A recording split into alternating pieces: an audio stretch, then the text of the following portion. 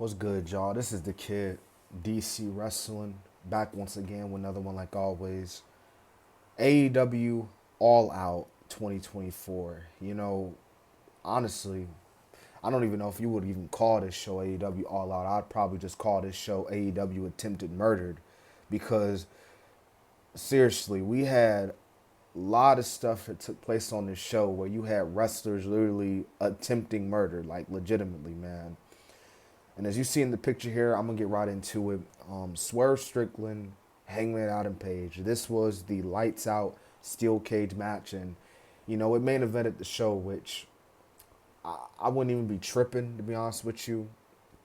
I know some would say, oh, you have the world championship title match main event the show, but when you have a feud like Swerve and Hangman that has been this personal, you gotta have a main event the show. So, and if this is like the end of the Swerve and Hangman feud, then obviously what a feud has been. Like Swerve and Hangman went crazy in this match. I mean, you had cinder blocks, you had the stable gun, you had a piece of wood from the home that Hangman Page used when he burned down Swerve's house this past Wednesday night on Dynamite.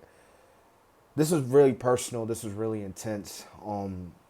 Yeah, this is a pretty crazy main event, but that ending was pretty crazy because Hangman, he took he just destroyed Swerve in the end, and Swerve defiant to the end. But at the end of the night, Hangman got the win, and Hangman stood tall while Swerve ain't gonna be swerving and driving tonight in the streets of Chicago. That's all I can really say. But that was a pretty crazy main event. And I know I'm saying crazy a lot, but it's really the best way to describe it. Now, Danielson, he defeated Jack Perry to retain his world title. This was obviously Danielson's first title defense. I mean, it was a solid title match for the AEW World Championship. I wouldn't go around and say it was match of the night. It was just solid at best for me. And the big thing coming out of this match, as we saw the BCC come out, we saw John Moxley come out. And when Moxley came out, you can already tell, okay, something gonna happen. John Moxley probably gonna, do some crazy stuff as obviously what we've been seeing him do the past week or so on Dynamite with his homegirl Marina Shafir. But the whole group turned on Bryan Danielson. Bryan Danielson's entire group turned on him, except Willie Yuta. Cesaro turned on him, or Claudio turned on him. Pac turned on him, and obviously John Moxley. John Moxley took the bag, literally again attempted murdered on this dude, while Danielson was stuffed like crazy. Commentary was just, they were like, what is going on? And even me watching this at home, I'm like, yo, this is crazy.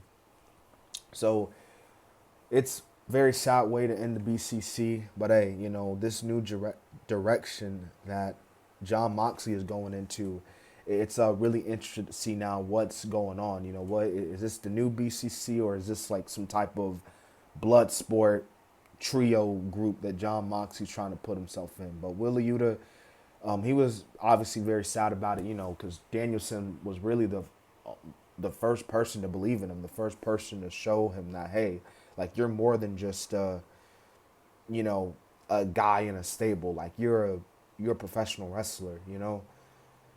But then you had Mercedes Moné. She retained her title against Hikaru Shida. The match was okay. I mean, some would say it was probably the weakest match of the night.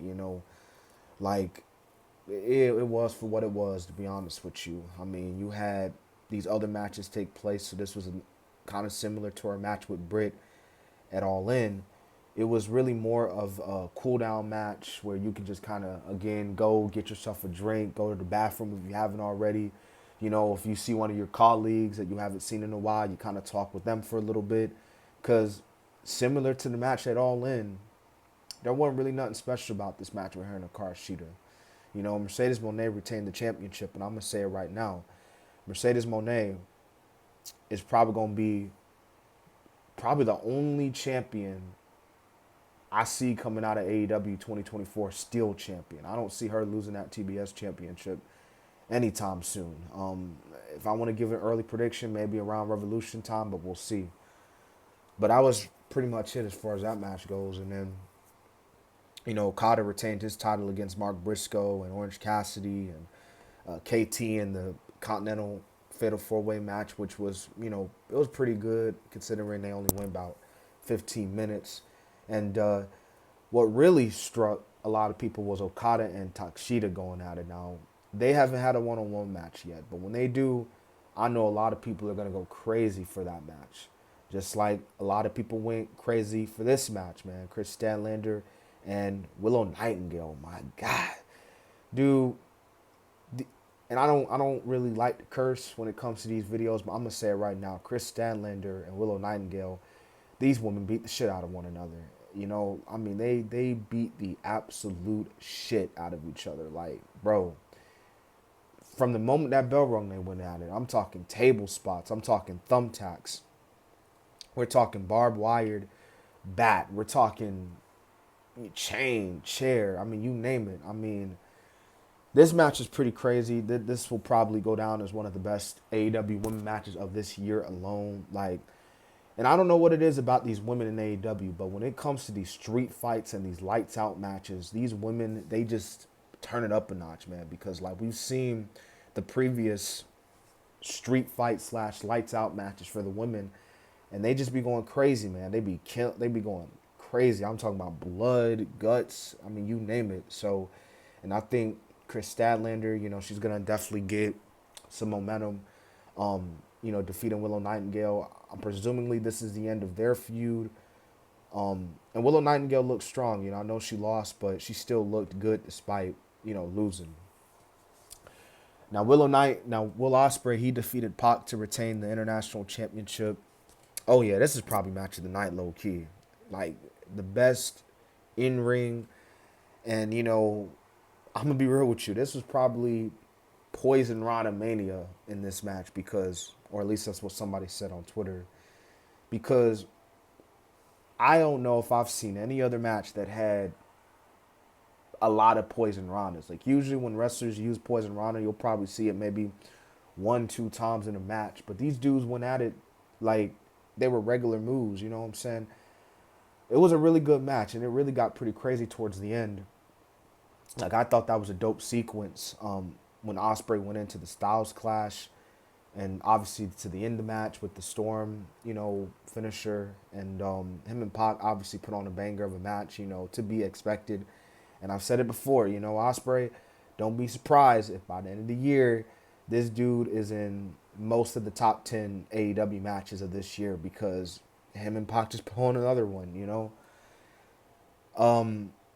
Young Bucks defeated the BCC. It was all right. It was a solid world title tag team match. Nothing really more to say. It was solid at best. Nothing really more.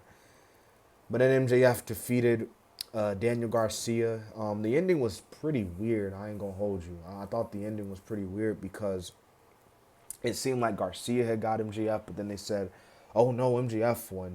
His music was playing, and I was like, "Oh, so Daniel Garcia didn't win."